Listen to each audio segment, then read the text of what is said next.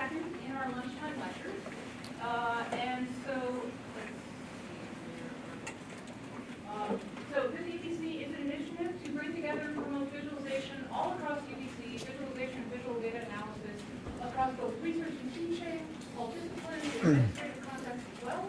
And we're trying to help people move to the next level, whether that's doing something concrete for the first time or escalating already existing efforts. And so as part of this kickoff, this is the second of 5 lectures, plus there'll be a mixer at the end, and we have a list of courses. So all of the talks are now here. Sorry, typo in the room, that's actually 2300, but if maybe you didn't know that already. And so we started out with one from, I believe, our poli-sci. We now have Ben Shneiderman, who I'll introduce in just a few moments. I'm actually giving the next one next week. Then we have Charles Barrett of journalism a week after that. And then we'll have a 3-talk arsenal of visualization across UBC from computer science, health services, and CS. And then finally, the mixer at the end will be for all of you to actually talk to and meet each other. So different format where everyone is, instead of sitting down and listening, will be actually meeting, and we'll have people come up to do lightning talks. So thank you very much for the co-sponsorship from Designing for People, the Peter Wall Institute, and Data Science Institute. Thank you also to fellow organizers. Ben himself has been helping catalyze this effort, also Charles Barrett from journalism, and Tony Ola from science. And it could be one of you in the audience, before my eyes. We may well be doing more things after that. In fact, we very much hope to. And we would be delighted to get more people involved in core organizations. If you are not already on the Visit UBC info list to hear about future events, not only reminders for this lecture series, but exciting and future things, please do sign up for that. And also if you want to become one of the core folks on the website. And that brings me, in fact, to today's, so the website, Visit UBC, also has a list of visualization courses offered. And that brings me to today's lecture from Ben Shneiderman. So I am absolutely delighted to welcome Ben Shneiderman here. He is someone I have known for not just years, but decades. He is a giant in the field of not only visualization, but also human-computer interaction, and many other things. He has been at the University of Maryland for many years. He is a fellow of more acronyms than you can shake a stick at, including, I believe, IEEE, ACM, National Academy of Inventors. He is a member of the National Academy of Engineering. He has made multiple books that have had huge impact in the world, including in both human-computer interaction and in visualization. He is also what people might not know, an inveterate taker of pictures, and has personally documented with photo archives many of the giants in the field of the last at least 20 to 30 years. And he also has catalyzed, in fact, with the UBC initiative because he has done a similar effort at Maryland, and we are inspired by and learning from that. And he is visiting here for the next few months as a Peter Wall visiting scholar. And so I believe through April 6th in town, if people want to invite him. So without further ado, I would like to speak. Thank you. And round of applause for Tamara, whose diligent and hard work has made all of this possible. It's really, if you ever have the chance to work with Tamara, do take that opportunity. It's really a special occasion. So, as Tamara said, this was meant as the kickoff talk, but the snowpocalypse in Vancouver 2 weeks ago knocked that out. And so I'm here a week later after Michael Weaver's very interesting talk in this room. I'm pleased with the large turnout. And our goal was to reach out across the campus and try to encourage the idea of making visualization really a symbol of what UBC is about, making it a national and maybe international role model, and showing the ways in which visualization can change scholarship, change teaching, change research in so many ways, gives you a powerful edge that other tools, that those who don't use visualization are missing. So it's one of the ways of getting to superpower. So since we're interested across campus, I'm curious, how many are from computer science? I'd say about a third or quarter. Other engineering? Other engineering? Okay. Journalism? chemistry, physics, psychology. What am I missing? There's more. English, architecture. Yes, where else? Health sciences? Health sciences. There we go. What else? What else? Education? Education, thank you. What else? Oh, Education? Other disciplines represented? Geography? Geography. Any linguists? What have we got? Anybody else? Well, Administrative oh. context, who works at a staff? right. Staff and administrators, right. And law. Thank you. Well, this really makes me happy. This is what we wanted to do. And reaching out across the campus is very much a powerful part of it. There are 33 people on the organizers list who have met in this room in the fall semester to try to get things going. And that was also very heartening, and we'd like to eager to see others. My goal today is to talk about how visualization gets done, to bring people who are just getting into it or thinking about it a little more of an introduction and a clue as to what visualization looks like, feels like, and what it does for your path. I'm happy to represent, as Tamara said, the Human Computer Interaction Lab at the University of Maryland, interdisciplinary group between computer science and the flourishing College of Information Studies, and other units around campus, including the Maryland Institute for Technology and the Humanities, MIT. Go to our website. There are more than 1,000 technical reports, 200 videos, 200 project pages. You can find out what we have done over the past 36 years. The 36th annual symposium happens on April 4th of this year. Some of you may know, and thanks again to Tamara for mentioning my book, Designing the User Interface, now in 6th edition, that catalogs the emergence of the field of human-computer interaction and also visualization as a strong component of that. My background is originally from database and file design and optimization techniques, but I became 20% of an experimental psychologist trying to study the way people use technology with the goal of improving the design of those technologies. So some of my credits are the link, that certain words are highlighted in blue, and you click on them and go somewhere. That was our work in the early 80s. Soon after, we worked on high-precision touchscreens. Instead of a 9-inch wide touchscreen keyboard, which was sort of the expected one, we made a 7-inch, and then a 5-inch, and then a 3-inch. And the technology for that 3-inch screen is what you have on this phone. That you put your finger down, you get a cursor above it, you can slide your finger on, and it activates when you lift off. That lift-off paper was a Chi paper in 1988. Steve Jobs visited our lab. I was a consultant for Apple for 5 years, so I know the trajectory of how these things get to work. Okay? Photo tagging is another one of those credits where you have a list of names of your family or friends, and you drag them onto the screen, you click in place, and then they become searchable. And if you have a large database, you can now find them. And that patent has traveled well and generated many dozens of other patents and is put to work on a lot of systems you know. These are good ones. These good stories are telling in airport lounges and cocktail parties. Everybody really understands them.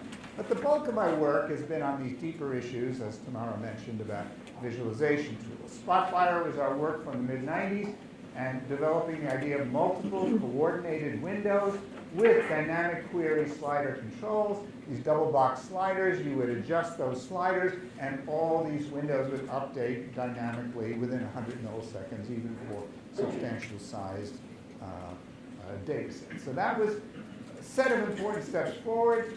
A student took that, or 3 students took that to form a company in '97, included 200 people, and was bought in 2007, and continues as a division of TIBCO to this day. Other companies from good colleagues like Tableau, which is in Seattle and here in Vancouver as well, they've become a huge success story, a $10 billion company with users all around the world and a huge success story.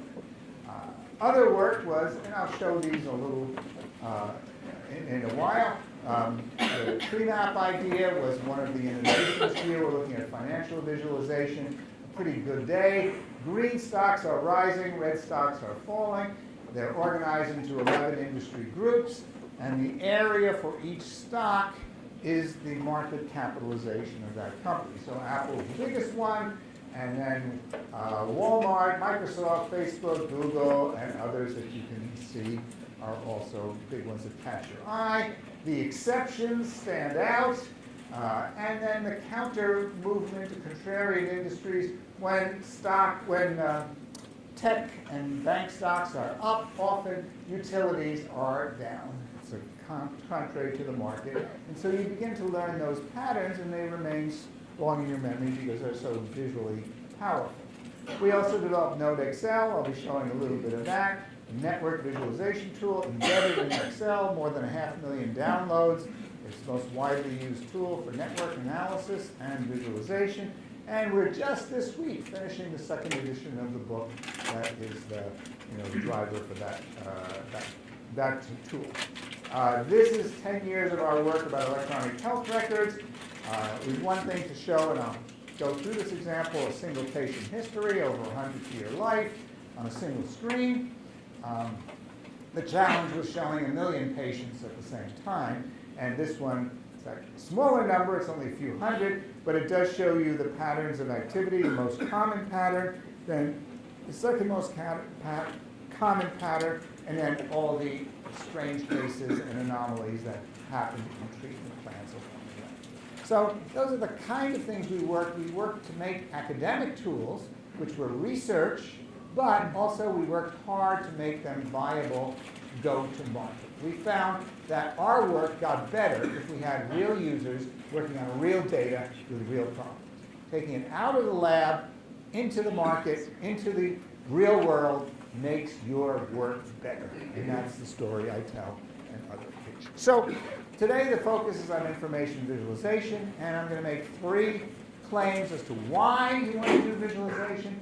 First, it would earn its keep if only for this, detecting faulty and missing data, unusual distributions, anomalies, and outliers. That alone, you're done. And I can tell you, the hundreds of examples where the data mining, statistical analysis people have done their work and they had no idea of the data being bad. 6,300 emergency room patients, they had no idea that 8 of them were 999 years old. Sort of an obvious thing, but they never thought to look for it. That threw off their accounts. The sales data for a year, which will make a predictive model for next year, was missing April. They had no idea because they did not look at the data. And a simple look will reveal a lot. The second point is I claim that you get more thorough data analyses and deeper insights. It's a tough one to prove, but enough empirical data does suggest that it's along the way. And the case studies and reports of individuals that is what happens. If you do statistics, it's great, but it only gives you certain insights. If you do visualization and statistics, you get the best of both. To do statistics without visualization should become illegal, unethical, immoral, okay, and unacceptable professionally. That's how strong I feel, all right? That it really is, it's irresponsible to not take a visual look at the data. And third, it developed richer understandings to ask bolder questions. Now, I've avoided the challenging word of causality here, but the goal in a lot of research is to understand the cause and effect relationships. And while you can never completely prove that by statistics or visualization, by seeing what happens in a wide variety of cases, of common cases and rare ones, you're more likely to find that, or that's my claim. So richer understanding, better questions, bolder questions for decisions. And, the summary is the purpose of visualization is insight, not pictures. Now, that's a phrase I've coined, but some of you may resonate in your mind. It's a famous line from Richard Hamming, who was one of my professors, the Hamming Code, who said the purpose of computers is insight, not numbers. Okay? And I adopted my teacher's quotes to say that. So that's the real claim, and that's the message I want to leave you with, and I'll come back to that. The story of the development of this field goes back at least 20 years, and the book Information Visualization with the subtitle from my collaborator Stu Card, Using Vision to Think. Using Vision to Think. Ron Rensick, where's Ron? Right? Using vision to think. When you see things, you see what I mean? Vision is a way of thinking. It's not as practiced as it should be, but when we train ourselves to see, we think more clearly. We have better insights to understand the world around us. Just as a microscope and a telescope enable us to see things we couldn't before, so too the visualization macroscopes, or other phrases you may want, those macroscopes, let us see things that we could not see before. And it allows us to think thoughts that were never thought of. That idea was carried further in the development of the term visual analytics by James Thomas and Kristen Cook, and then a European version about visual analytics. Those are free online for you to take a look at. So that's where we got to from this field. But these days, there's a whole stack of books every year that comes like this. But if you're going to look at one, here's the one to look at. Tamara's book is really the best out there, and it's a thorough, really deep treatment that provides a fresh understanding of the field and remains the strongest and best one. It's the one I recommend when I'm asked, what should I read? That's the one to go to. And just a reminder, March 12th, next week, right here, same time, same place, tomorrow. Okay, and just for those who haven't seen these classics, I've got two of the classics here. There are dozens of these, but this is Minard's, I would say, political cartoon of Napoleon's march to Moscow, where the width of this bar is the number of soldiers. He left with 400,000 soldiers. Bad weather, all the problems, the cold, brought him to Moscow with a shrunken army. And then the Russians had figured this out, and they led Napoleon's army into Moscow in the dead of winter, and then cut off supplies, and they retreated and died, and so this is all that returned. Now, this was meant as an anti-war statement. It's a huge and cleverly, there's 7 variables encoded in this chart. It's a creative, original approach, but it was one of the early ones that really registered with people as a way of making not only a historical report, but an emotional impact on people. Not only a historical report, but an emotional impact on people. That's what you should remember. The other classic picture is John Snow's London cholera map. In 1854, cholera in the streets of London, people are dying. John Snow has a clue as to what it might be and how cholera might travel. And then he believed it was not the miasmas in the air, but it was the water. Okay? And he plotted each one of these black dots is a death in a household, and he plotted them, and he noticed that they all seem to be around the pump on Broad Street.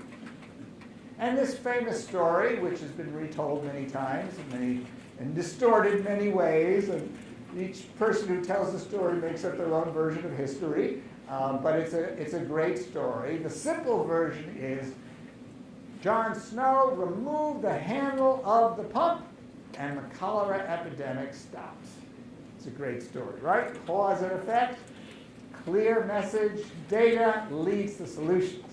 And in some circles, the idea of what's the pump handle in this project, right? That's the question. What's the pump handle? How are we going to fix this one? Where do we focus our attention for an intervention? Because after all, that's the goal of understanding, that's the goal of decision, that's the goal of causality, to be able to intervene. We don't just want to know models or statistics, we want to be able to make the world a better place. John Snow's story is a great example of that. I'll let you read the many versions of that on Wikipedia and other places, which have somewhat different versions of that history. And actually, there's a bunch of interesting lessons there. But I think it's a great one, and it's one that's often repeated. Now, my attempt to get into this world led me to one day write down this playful notion of the way to design visualizations. And I wrote it this very simple way: overview first, zoom and filter, then details on demand. And the paper I put it in was at a second-rate conference. I was the keynote speaker. And I wrote it 12 times, and it appears as a figure in the paper 12 times, just like this, okay? And it's sort of an obscure paper. It's actually a funny story because I wasn't planning to write a paper. But, 3 days before the conference deadline for publication, they said, they had asked me for a paper. I said no. But then I thought, hey, I've just written this. Maybe I could put this together. And I contacted the organizer, and she said, okay, but Monday morning we ship it. I said, well, I'm flying from London Sunday. Can I send you my draft by Sunday morning? Will you give me comments by Sunday night, and I'll fix it for you by Monday morning? And I did. And that paper, instead of the keynote paper being the first 8 pages of the volume, everything was laid out, the index and so on. That paper is the last 8 pages of that volume. And that obscure paper for that conference now has more than 5,000 citations. So somebody must think it's valuable and useful, or at least cute. And I called it the Information Visualization Mantra. I had it repeated this way. But what I think people like about this is it asserts the centrality of human decision making. The human is the one who sees the overview. The human is the one who zooms in and filters out. And the human is the one who chooses which details to get on demand. So I'm all about putting the human there to take control over these processes, not the automated process of statistical methods which simply produce a result and you're done. It's easy, it's fun, it's sweet to do it that way, but the deeper questions come when you, as the analyst, get engaged and look at your data again and again, weed out the data that's erroneous, or split the data if there's a bimodal distribution, and begin to focus on what's really in the data. Okay? So that's the message. My overview of this field is that there has been scientific visualization, a success story for 50 years. Is that me? That's me. There's, 1D, 2D, 3D. These remain important. These kind of visualizations are vital. The world that I focus on is InfoVis, multivariate data, temporal data, tree structure data, network data, and textual data. And those are the general forms, and so there are some of the products that cover that and some of the things I'll show. If you're interested in having some fun and learning about this, these 5 blogs are pretty good ones to take a look at. Flowing Data, Eager Eyes, Visualizing Data, Information is Beautiful.net, and Perceptual Edge. They are rich sources with lots of information. And in preparing for this talk, and in setting up this, I found a remarkably nice set of links from University of Toronto Library on DataViz, and we're trying to see if getting UBC. Do we have a librarian in the house? Any librarians here? Ah, yes. Oh, half a hand, half a librarian, a shy librarian. Well, we hope you might steer us to the right people in the library who might make a version of this here at UBC to help propagate our efforts to make visualization part of the culture here at UBC. Okay? So, it's a pretty clear story. That world is going visual, more pixels, from 10 to 100 megapixels and more. There are a billion pixel displays as well. But this is what a radiologist wants to see. They want to see the 12 scans from last week and the 12 scans from this week to be able to make a comparison. No scrolling, no clicking, no moving, everything visual and stable. The Bloomberg terminal, okay? 300,000 people pay $20,000 to have that on their desk. 300,000 people pay $20,000, $24,000 to have that on their desk per year. Okay, because it provides them the right information in a stable, spatially fixed set of data where they know where to look, where they click, and their eye quickly, in milliseconds, will get them to the data they want. It's that valuable. Okay? And these other kind of examples are ones. Also, my desktop is 2 low-cost 8-megapixel displays on which I can see, here you see about 8 pages on each screen, but I can see 15 pages. So when I'm editing a paper or a chapter of a book, I can see the whole chapter on this screen, and then I have the comments from the editors or my reviewers on the other screen, and without shuffling and moving back and forth, I make the changes. If I want to move a figure from one part to another, I can see how the figures relate to one another in that chapter. I will go to my office to do certain tasks because it's that much more efficient than working on my laptop at home. Right, some of you have seen that. So if you want to improve your productivity and your creativity, double the number of pixels on your desktop. Tell your managers to buy you another screen. The evidence is very strong that if you have that information and you use it efficiently, your productivity and your creativity will go up. The number of clicks, the number of steps, the cognitive load is substantially reduced if you can have all the data you need to solve a problem without scrolling, without clicking, without. Okay? Other kind of environments are discovering it. Control rooms, this is counterterrorism centers where there's shared information across multiple users, and individual users or teams have a variety of displays as well. And that's what you need to get work done in short time when it's life critical and important. And of course, many control rooms are moving this way. And if you, as a designer, are working to make these environments, you can help improve the quality of decision making in these environments. Of course, small screens are, ubiquitous, and therefore, a lot of designs will go small screens. This is my favorite visualization. College Park, University of Maryland is here. I live over here in Bethesda. And at 4 o'clock when I'm leaving campus, it takes me about 8 seconds to open my screen and look to see if there are 15 red pixels on the beltway, which tells me I should find another route. Okay? It's not necessarily the number of megapixels you have, but the salience of the data for the decision that you're about to make.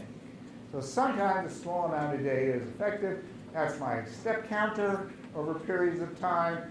That's not my X-ray, and I don't think your radiologist should do all their work on an iPhone, but it sure can be convenient in getting things around. This shows all the employment in the U.S. as a tree map.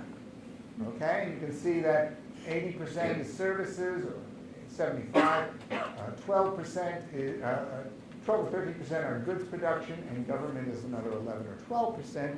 And then the largest industries, the largest subgroup is leisure and hospitality. And being able to see it all at once, even on a small screen, is a very powerful notion. I think that's the largest growth area of personal visualizations for healthcare, for financial decisions, and all those other things. There's a lot of opportunities for companies to make apps that have better visual presentation of data for personal decisions. That seems to be good. All right, did I mention that the purpose of visualization is insight, not pictures? I just want you to remember that. It's not about beautiful pictures. It's about getting insights about your data and understanding. Okay, classic example, another classic one. Part of your training in InfoViz is to see Anscombe's quartet. Fred Anscombe was head of statistics at Princeton and then Yale University, and the brother-in-law of John Tukey, one of the heroes in the field, right? Okay, John Tukey is one of the great heroes that we all turn to, and Fred Anscombe was a statistician. But this is an example where he's showing why you want to do visualization. So there are 4 data sets, each have 12 XY points in them. Take a breath here. Anybody see any interesting patterns in those data?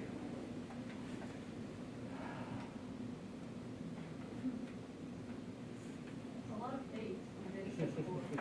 A lot of 8s in X4, yes. What else? What's that? You can't see that from this. You know that already.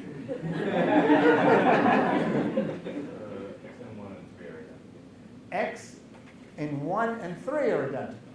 Good? What else?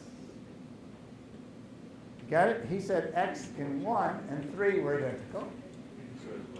And 2. Okay? So, I guess my point is, you may not have caught that in.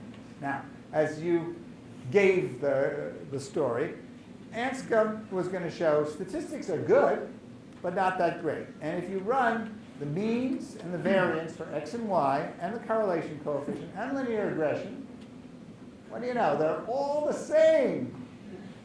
That was what he was trying to make a point of. And it wasn't just cleverly finding 4 data sets, because there are 40,000 or 40 million that would have the same problems. Okay? But he wanted to show you that stats alone are not enough. Did I say that enough? Stats alone are not enough. Let's do visualization. In 400 milliseconds, you're going to understand and remember what these data sets are about. You ready? 3, 2, 1. Okay? First one is a mildly correlated set of points. And then a beautiful parabolic or quadratic. But if you just ran linear correlations, you didn't find that. Okay? You found the same correlation coefficient and deviations as you did on this one. And then this one is sort of a perfect linear with one anomaly. Is that an error? Is that an anomaly? Is that important? We don't know. But now we know where to look. Okay? Now we know where to look. And if you've got 1 million data points, finding the 200 that are anomalies is a big gift to you. Okay? And anomalies, I conjecture there's a non-denumerable number of anomalies that could appear in a data set. Okay? So you can't write a set of programs or statistics to find every possible anomaly. And then there's this curious one, another outlier, anomaly, error. We don't know what to call. And then all of these are stacked up. Those were, in one position. Okay? Those are the 8 pointers. All right. Questions about this? Challenges? It's imperfect. And, but it does make a strong point that stats are not enough. And while maybe it was a trick question to say, you can't see it in this spreadsheet worth of data, it's pretty hard to see anything in a spreadsheet worth of data, and visualization is hard. Okay, so just a few comments. I've mentioned already about Spotfire. This was 15,000 births in Washington, D.C., and being able to, the red dots were the girls, the blue dots were the boys. The size of the dots was the birth weight. The age of the mother versus the age of the father. You can see the youngest mother was actually 11 years old. The youngest father was 13 years old. And the oldest. And you can see all those things. You see the distributions that way. And there's lots of other principles that you can dig out of this. This was a single screen that resulted in a published paper by Nick Thomas, a British genomicist, who found the anomaly that the RBP1 gene was especially active, unanticipated. And it stood out to him because he knew what to look for. Okay, it would take you a little bit of training, but here's a 3D scattergram, the plate view, mosaic view, slider controls, and when you set things right, boom, you get a paper, an insight. And that's the power of Spotfire, it's the power of visual tools. Spotfire is used in a wide variety of things. Pharmaceutical drug discovery is a driving problem and still is. And then oil and gas discovery, manufacturing, one after another. This is 27 windows, all controlled by a single control panel to be able to give you an understanding of high dimension data. I'm less of a fan of self-organizing maps and data and dimensional reduction, whereas I'd rather see all the dimensions at once. Sure, you can only see a few dozen at a time under these methods, but our methods let us push up to about 150 dimensions that you can see at once in some way and analyze them. Spotfire is web-based as well, and Tableau is, as I said, the bigger success story, multiple windows Coordinated and linked windows are part of their agenda. That, if you're going to, as a student, learn one tool, I would say learn Tableau. You'll get a job if you know Tableau. It's that straightforward. It's the place to be for this field. The culture of visualization has spread widely and maybe most famously by the New York Times with its brilliant set of visualizations. This one extremely complicated, but it was interactive and dynamic and showed the difference in the gaps. This is the gap between white children and their black and Hispanic classmates, those who performed below average, 3 grades behind, as opposed to those who performed 3 grades ahead. And as you can see, the swirl shows you the white students in general have an advantage. There are some exceptions. Okay, there are some exceptions, and you can see the exceptions. You can see the trend and the pattern pretty nicely, and then it's quite beautifully interactive, so you can look at your city, your local system. This one's the kind of ambitious one. This one was also ambitious about the recovery. 255 time series charts in one display, showing which industries had recovered and which ones were not recovering. The red ones were not recovering. The green ones were recovering. These were recovering the most. It was a brilliant idea of not just showing a timeline or 200 overlapping ones, but spreading the timeline out in a scattergram. And that innovation came from New York Times and doing this in a public-facing way on interactive systems. Okay, more about time series data. The first, our work on LifeLines for health data. This was an early project to show a patient history, 100-year patient history in a single screen.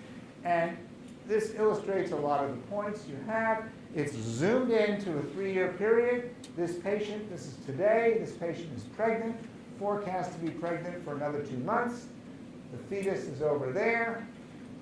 You can see this patient has been diagnosed as fatigue, then diagnosed with diabetes. You click on the blood reports, and the blood reports show up so you can see them right away. Details on demand. Observe the context and see the details at the same time. See the sonogram. Patient was given insulin, extra dose of insulin, and then Lasix to counteract the side effects of the extra dose of insulin. There's a lot more in here. These are the, sorry, I should have said these are the doctor visits, the hospitalizations, lab tests, medications, and other treatments. Okay, now the beauty of visualization is it shows you what's not there. Shows you what's not there. It shows you the gaps in the data as well. This patient is a compliant patient. She got a pap smear every year. In this year, it showed positive. She came back and had another one, and it was negative. Good news. Okay? Consistent, compliant patient. However, she had a problem on a mammogram 3 years ago.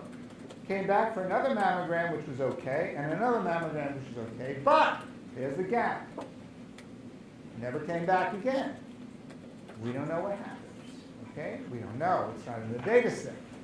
Maybe she went somewhere else and had a mammogram. Maybe she didn't have a mammogram. She was so scared off by that that she didn't return.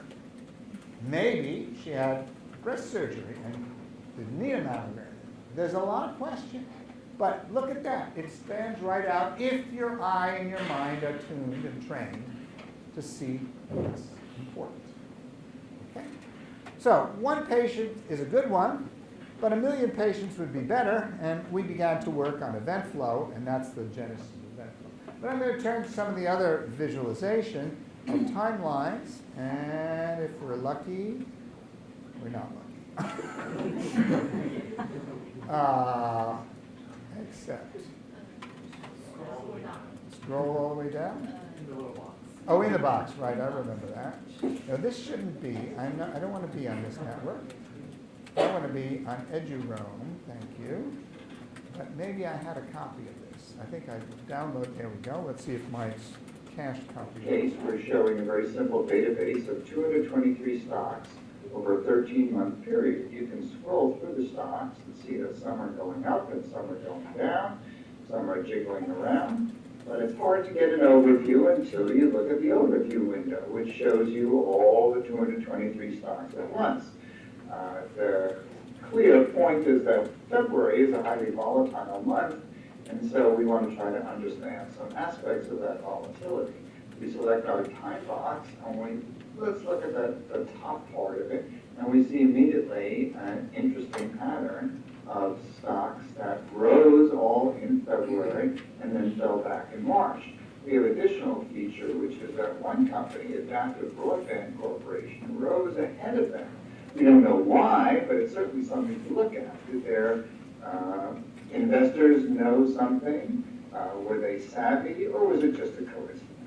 We could look at the bottom of that volatile period, or our stockbrokers and our genomic experts both had the question of, show me the things that start low and finish high. And so we're able to do that.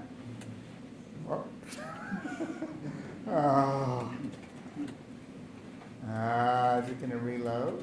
Did I get my connection back? Looks promising.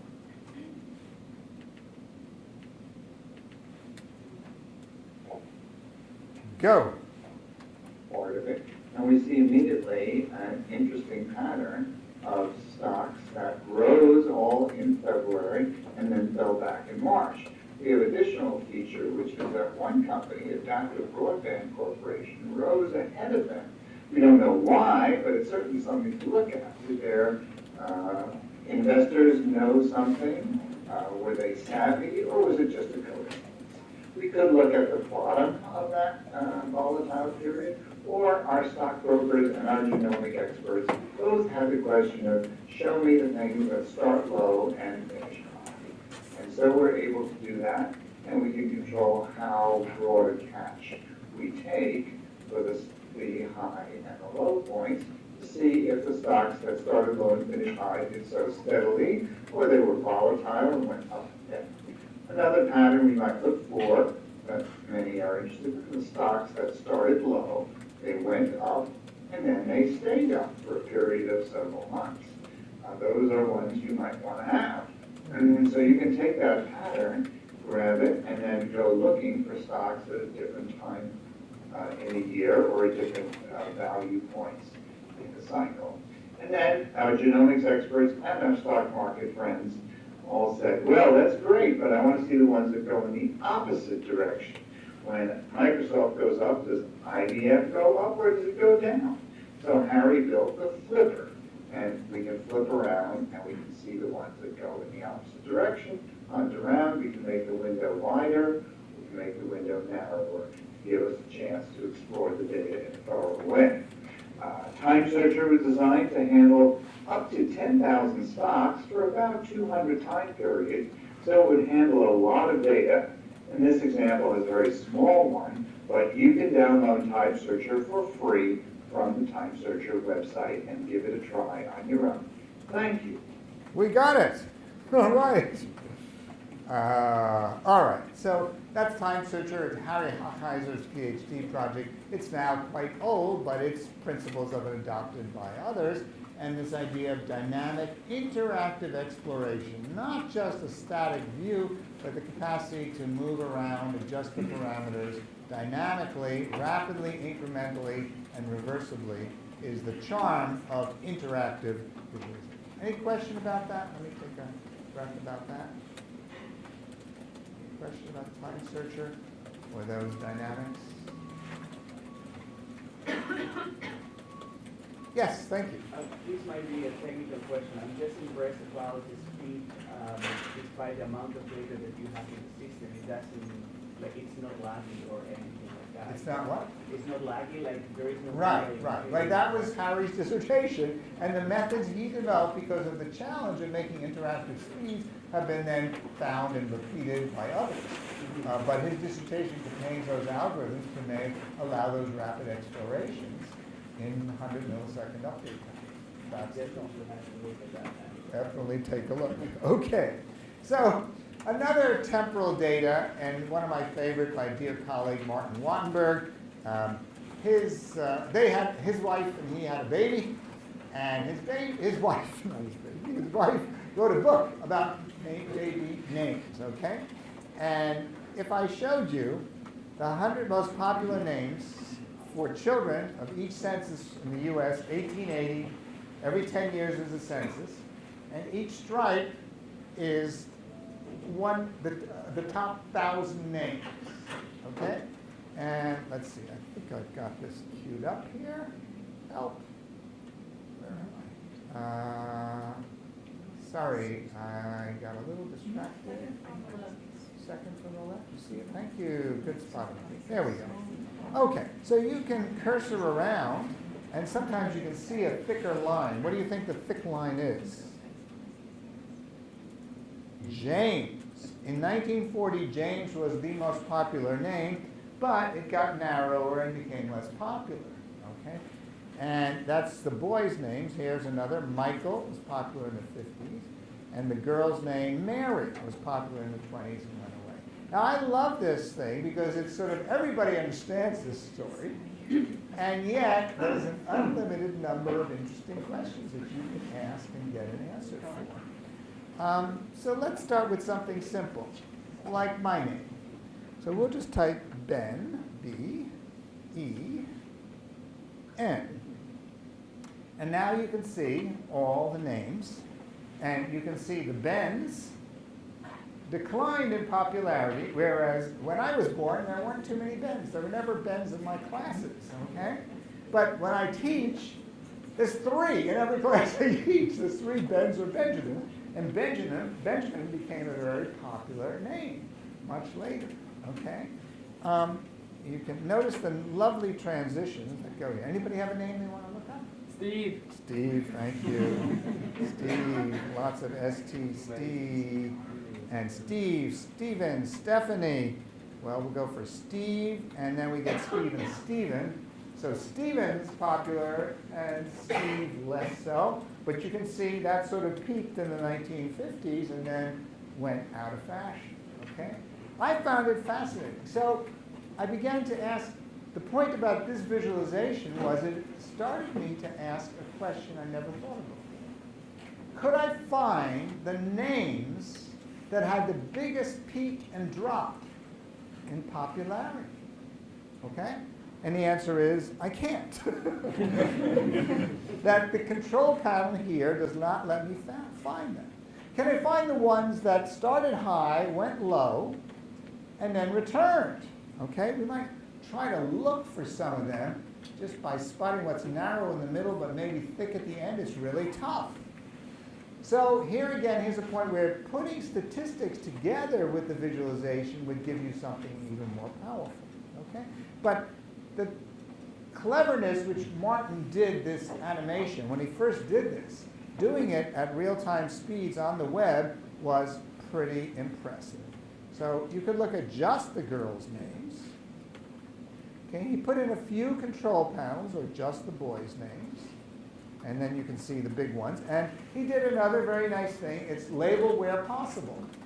He doesn't just drop cluttered labels everywhere, but he puts labels where there's room to put a label. Another one of those small, but sometimes difficult to implement strategies in visualization usage. Okay? Now, I'm going to ask you one more question here. I never thought of this before, but when you look at this chart, what question do you have? It's the overview. The top 1,000 names for every 10 years. What strikes your eye? Why is there like a dip? Right. Why is there a dip during the end? Why is there a dip? I never would have noticed. I never would have written a programming book. Why is there a dip? Oh, sorry. Another question. Oh, let's. Okay, go ahead. What's your question? Like during the 1960s, there's I think you're saying the same thing. It's not quite a peak. It looks like 1950s, the high point, and then it drops off monotonic. You have a? parents are giving their children more names. Very good. Very good. Very good. That's the right answer. I mean, often people's first guess is, oh, there are fewer children being born, which is not true. This is the top 1,000 names, and you got it exactly. That people are choosing those 1,000 most common names The common names change every year, okay? But those 1,000 common names are a smaller percentage of the population. People are choosing more diverse names. It's also true that because country of immigrants has more diverse cultures, and those more diverse cultures are more accepted, and so people are more willing to use their traditional names rather than the common popular names that are saved. Anything else about this one? I love this one. I mean, this could be the whole hour here. Yeah, Charles. This thing? Yeah, it does seem to be like this angling drop-off. So, well, the 60s were a time of revolution, right? And between the 60s and the 70s, people got more radical. There was a culture of revolution. That's a conjecture. We're journalists, and we know that that's only the beginning. We'd have to go and check that out. But look how many insights you get. Should I say that the purpose of visualization is insight, not numbers? You got it, okay? It's an insight. It's an insight generator, which statistics are not enough. They are, but they get stronger and more powerful when you add visualization. Okay, let's go back to the slides. Tree maps, wonderful. This is a New York Times version of tree maps, which shows 6 variables about car and stock trading. It was a very ambitious one. Hannah Fairfield, the creator of this in 2007. But I'm going to show you FinViz, which is another popular one. Go to the demo, please. Go to the demo. Where's my demo? Oh, where did I put it? I have too many things open. There you go. FinViz, got it. Okay. 500 stocks in the Standard & Poor's over the last 3 months. 11 industry groups, technology here, financial services, consumer, basic materials, and so on. Area is market capitalization. The big one is actually Microsoft, who exceeds Apple at this point, if you didn't know. And red stocks are falling, green stocks are rising. It's been the last 3 months. You may know it's been a good time of turnaround, but not for the financials. JP Morgan, Wells Fargo, and other, these are U.S. companies. Those are pretty negative, but there's greens over here in different industries, and although Apple's fallen precipitously, others in consumer goods have done very well, and Netflix has done especially well. You can see it's up 24% in the last 3 months. That's one you might want to have owned. Facebook, up 22%.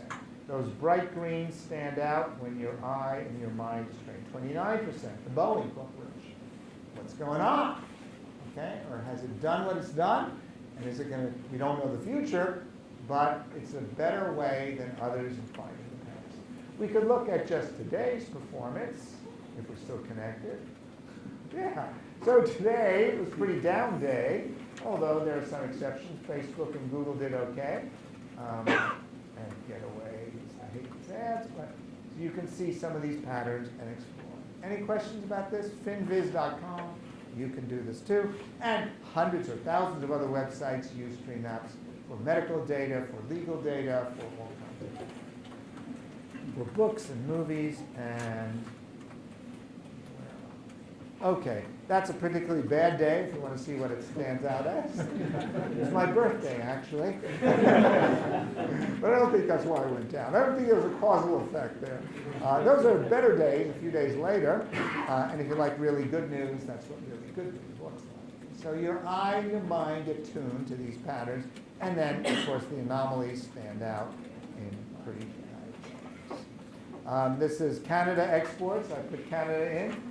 Did you know that, I guess we probably all did know that oil and petroleum products are the majority. Cars, I was surprised how big car exports are. And then other things like gas turbines, raw aluminum, packaged goods, fertilizers, and then on to foods and other things, from the biggest to the smallest down here. Destinations. Did you know? I think we all knew U.S. was the major, but here's how big it is. China is the next biggest. Maybe you knew that too. And then United Kingdom, Germany, European countries over here. South America goes over here, and then down to Africa and Australia. Okay? So you can look at the overall or the individuals. The wonderful website, atlas.media.mit, Cesar Hidalgo. Excel now includes tree maps. One of the great satisfactions you have as a professor is your tool goes to work. And in 2014, tree maps got added into Excel, and so they're widely used in those departments. And then people take art out of these things. So this is Picasso's paintings, and it's a tree map, but using Picasso-like, not rectangular shapes. And that shows you the different kinds. So horses are over here, seated women are over here, artists and models, seated man, standing man, harlequin, another important theme in Picasso's work, or bullfights, when it's done in a cute way. So there are ways that you can do the imaginative, there are ways you can have data art out of visualization tools as well. But that's one of the, that's like National Geographic, but information is beautiful as well. And I'm just going to just use a few minutes to talk about NodeXL, which we built NodeXL on top of Excel, free, open source. And so I typed in Ann invites Bob to a party, Bob invites Carol, Carol invites Dave, Ann invites Carol, so on and so forth. And then instead of draw a bar chart, you say draw the network, you get that. And then you fiddle with the controls, and you get the names, you get the boys are blue and the girls are pink, and so on. So that's kind of the simple-minded way. This was a very revealing and important one that we did early on in showing in the US Senate the polarization of voting patterns. And it was a rather startling thing. You have 100 senators. You therefore have almost 5,000 links between them. And what you're showing is the strength of the co-voting relationship. How many times do they vote the same way? Not yes or no, but the same way. And you find the red Republicans all cluster, the blue Democrats all cluster. There are 2 independents who stand out but vote with the Democrats. And there are 3 Republicans who in those days could be relied on to cross over. This was 2004. And this predicted, can't always be so good in predicting, but in this case it worked. The 3 Republican senators who voted for the Obama Economic Recovery, the Reinvestment Act, those were the 3 senators. Olympia Snowe of Maine, Susan Collins, and Arlen Specter. And it also would give you a guide for action, for intervention. If you're a Democrat looking to find some Republicans who might cross over and vote with you, you're going to look for the ones who are close. You're not going to bother with these people. Okay? And so these tools give you insight for action. That's the point. All right, that's the current one. This is this year's. We redid this. It's maybe even stronger, but you can see still very tightly clustered bunches. A couple of Democrats who are closer to the Republicans, and a couple of Republicans who might be crossovers to the Democrats. Okay, so we were the first to show this kind of pattern, but many people have reproduced this nationally, internationally, for states, etc. This is another beautiful one. Scott Dempwolf showed the innovation patterns in the state of Pennsylvania. It's beautiful, but not very useful, okay? And so we realized that for larger networks, these beautiful things are not very good. But if you partition them using clustering algorithms, good statistics, and then arrange them in a strategy we call group in a box, it's a tree map. Got it? The biggest one is here. 2 guys who each have about 100 patents in the medical world. Occasionally they work together. That's the main driver in the state of Pennsylvania for innovation. Okay? Then you have in Pittsburgh, Westinghouse Electric is a centerpiece for a lot of activity in many domains. And here the algorithm failed us a little bit because outside Philadelphia we have 1 cluster, and this other cluster wound up by the algorithm being over here. You can see these wispy lines connecting them. And so sometimes you have to play to get the insights to come out to you more clearly. Even HIS was too much data. If you narrow it down, get a clearer picture of the key cluster groups for economic development in the state of Pennsylvania. We've redone this, or I asked Scott to do this for something for Maryland, so he did. This is the Human Computer Interaction Lab. These are the people in the lab. These are NSF co-PI relationships. We have relationships with the University of Maryland, Baltimore County, Morgan State University, and the Center for Environmental Sciences. So those are all our partnerships, which you could then reveal, and these are the key people in our own lab. This is one of Scott's elegant ones for the state of Illinois. The innovation patterns of these are the universities, and these are the companies. These are the strong connections between them, and then weak connections in other areas. And that's published by the state of Illinois. We continue to work on Twitter analysis, which has been a lot of our work, to be able to just take the downloads from Twitter, and we identified 6 different strategies or kinds of discussions. The polarized discussions, like political ones, were this way: tight cluster, weak relationships among them, and a few outlier hang-ons. Okay? This was a tight crowd. These were clusters, strong clusters, but strong relationships among them, especially these two, weaker among these. And being able to get this kind of X-ray vision gives you insight to these different Twitter feeds. I guess that's the book. 2nd edition coming in a few months. And I'll just close by sort of saying a few summary notions. The 8 gold rules of data science will say: choose actionable problems and compelling theories. Okay, work on real problems, real data, not toy problems or synthetic data. Where possible, get to real problems and real data. Develop your theories. Then open your mind. Domain experts and statisticians should be your partners.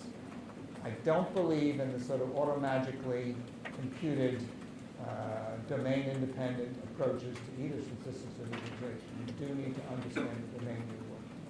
Okay? Then, when you're into exploration, if you don't have questions, you're not ready. I get a lot of people come to me and say, we want to use visualization to look at our data. I say, great. What question do you have? They say, we don't have a question, we just want to see our data. I said, no. What data, what questions do you have? And they say, well, I want to see patterns in my data. I say, what kind of patterns? And they haven't thought about it. And if they haven't thought about it, they're not ready. So I send them back until they have a question. When you have a question, or a bunch of questions, you're ready. And then we can begin to look. Because looking without questions is kind of mindless. Then, clean your data gently on the screen. I think you get the idea. The data cleaning may take 6 days, 6 weeks, 6 months, but you've got to know that your data is good. Okay? Know thy data, the ranges, the patterns, the clusters, the gaps, the outliers, the missing values, and uncertainties. Okay, there's a lot to know before you're ready, or during the time you're working. And then finally, be honest in evaluating your efficacy and refine the theories you have about what's happening in the data. Take responsibility for your failures. Be resilient in the face of it, because you're going to have problems. It's not always going to work the first time. You won't get the big breakthroughs right away. It may take you days or weeks till you begin to really be good. The world is complex. Proceed with humility. That is, data and causality are complicated more than you know. And that's what the power we have to be able to see those problems in the world, to see the complexity, understand them, to untangle the multiple causal factors, and be able to do better in changing. That's it. Come visit us. April 4th is our next 36th annual symposium. That's a bit of the crew. And I'll just also remind you, Brian Fisher from Simon Fraser is here. Where's Brian? Brian is the chair of the next big visualization. So we're going to have 1,000 people here. Oh, easily. Easily. 1,200. 1,200. All right. You can be among them. Okay? And if you want to volunteer to help, Brian is ready to sign you up. But that's the big event. I'll be back. I'll be here for this event. So come down to, it's at the conference center, right? Convention center? Yeah, Vancouver Campus. Downtown. right nearby, just a bus ride away. And then, did I mention the purpose of visualizations inside, not pictures? That's the story. That's the takeaway from today. Thank you.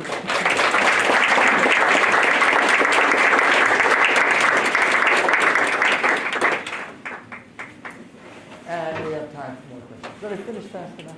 Yes. Okay. Any questions further? Challenges? Testimonials? Yes.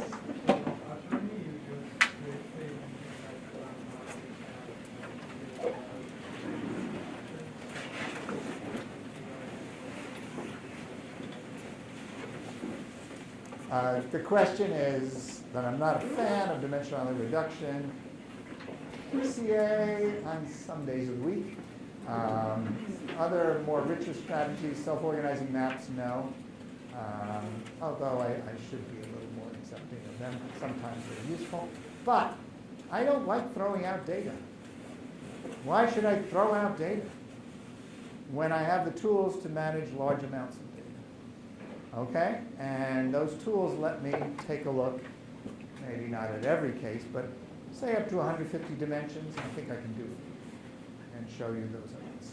If you want, the tool I favor is our work. I didn't mention it here, Hierarchical Clustering Explorer, HCE. It's on our website, free to download, and that's my favorite way of seeing high dimensional data. Okay? And I have trouble with dimensionality reduction. Just to show you, I mean, if we reduce the dimension of, let's say, the cities on the globe of the Earth, and we project them all onto the equator, you will think that Sydney is near Tokyo. Okay? And you'll have a problem with that if you try to swim there. Okay? So I would say you can do dimensionality reduction if you add the metrics that tell you how bad it is. Okay? If you have a metric that will show you how bad these, which parts of that reduction were really bad. Some reductions are easy. If I have a data set which has the price of a product in pounds, in dollars, in yen, in euros, I don't mind losing one of those. But often I don't. Sorry, who's after me? So that's the basics of it. But Hierarchical Clustering Explorer. Thank you. Yes, thank you very much. This is a very amazing talk that I enjoyed. So I thank Cholera, other colleagues.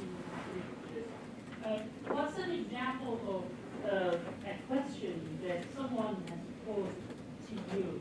So you mentioned that people come to you and, so like, a very interesting example. An interesting and simple one that I happen to mention online. 6,300 emergency room patients, okay? And the data about each of those. And that proved to be really fascinating.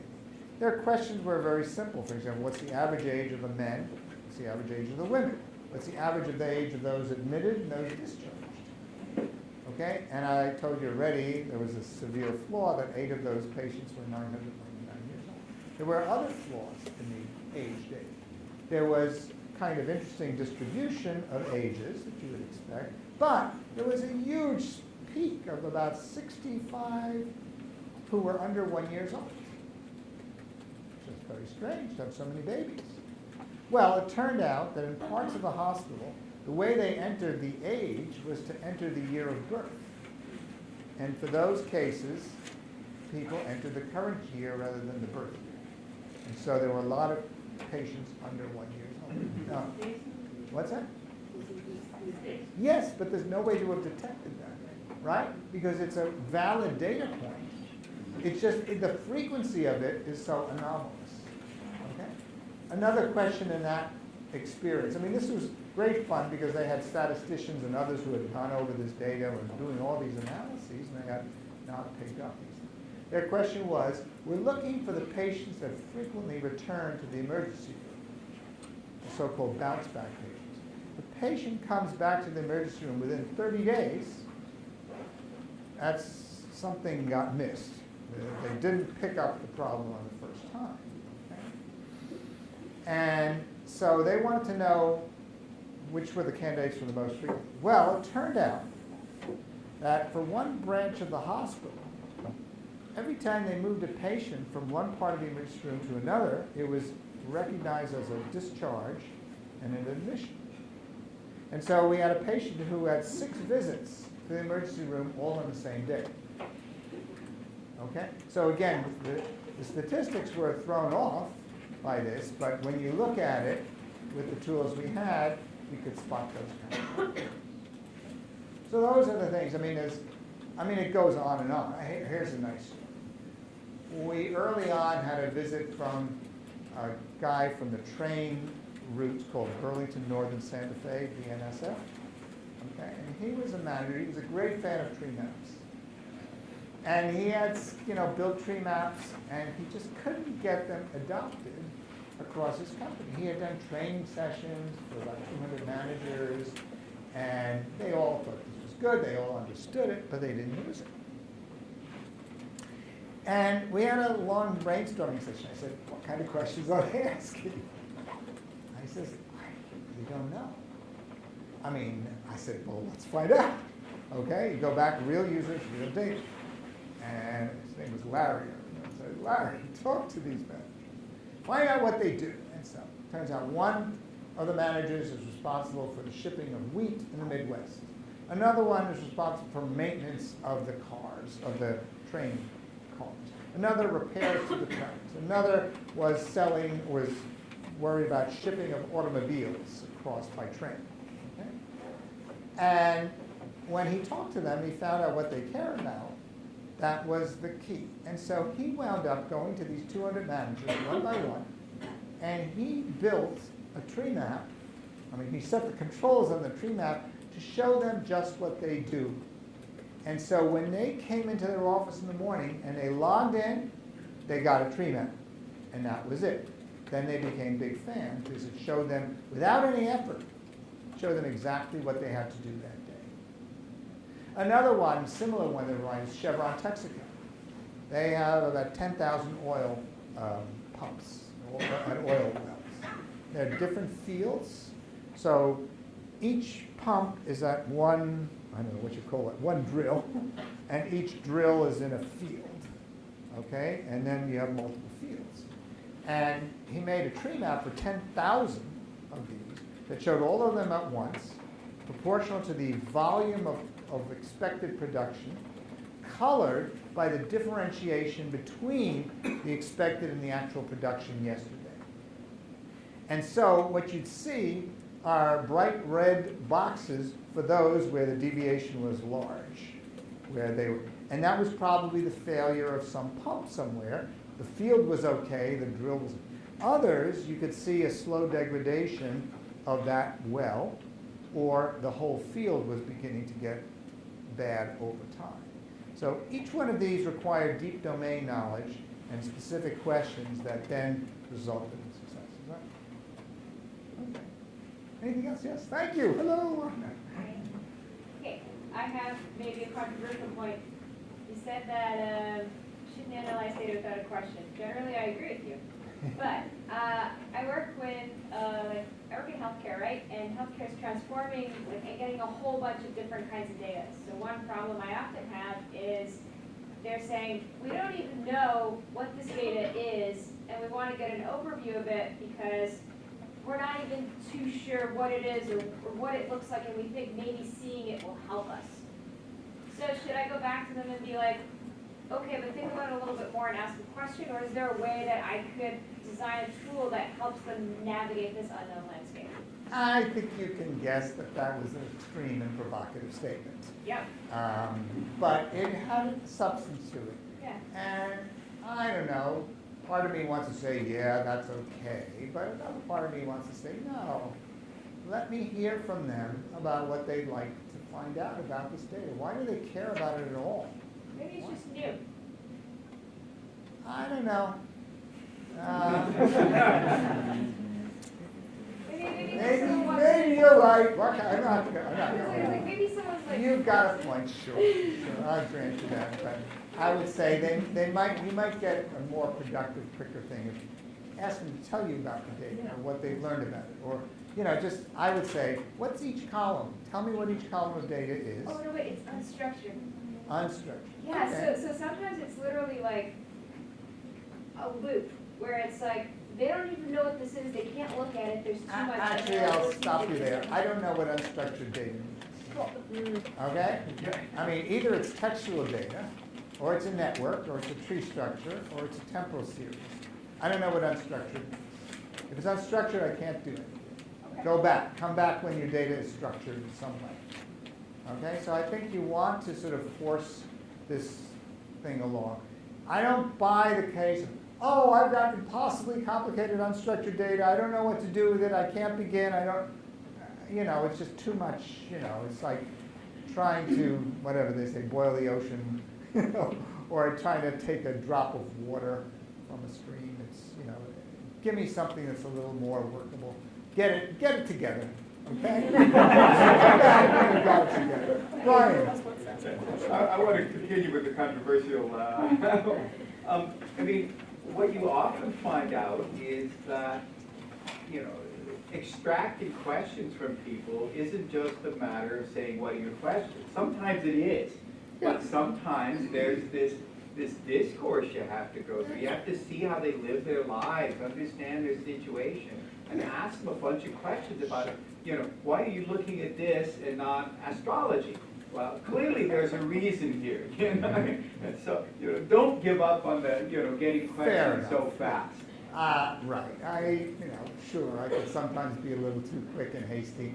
I get a lot of characters who don't deserve my time, you know, or who are a little bit, you know, who don't have it together. And I want them to have it together before we come and spend our time. And so, yeah, I wanted to think a little more about it. But I'm ready to talk to people. I'm fascinated by the problems people have. I'm fascinated by the work they do and by the data they use. I mean, it really, I find it great fun to learn about other people's problems. Yes, in the back. We shouldn't forget that we so easily see patterns, That's right. you know, like, yes, that's it. Data changes a bit, yes, that's it. You know, sometimes it's too easy, so we have to be very cautious sometimes. And, Sure. be aware that I hope you all know everything about. is based on the data that we have, quality of the data that we have. Absolutely. You know, like, we easily can get Lost the very connection. misleading conclusions, and lots of important policy makers, decision makers, Yes. they love these pictures. Right. There's a real danger of people seeing patterns when there isn't. That's a word called apophenia. Apophenia. But The even if capacity there of is people. even if there is pattern, but if it's on bad data, that's another thing. Sure. There's all those things. So words lie, statistics lie, and visualizations can lie. But If you want to be this harsh can be- about it and want to tell me that visualization sometimes can be misleading, I got it. I believe it. Okay? It's same with statistics, I'm sorry, but this is a little Sure. bit more dangerous because it's in, because Of the people course. who make decisions. Anything allow powerful that. is dangerous. Yeah, Anything powerful is dangerous. of course, yes. Anything powerful is dangerous. Visualization is powerful. It's dangerous, but it's powerful. Yes. Okay? Can't connect. All right. All right. We are starting to lose people. SpuriousCorrelations.com is what you want to look at. We're starting to lose people who need to get to 2 o'clock meetings. Yep. So let us thank Ben one more time. Thank you.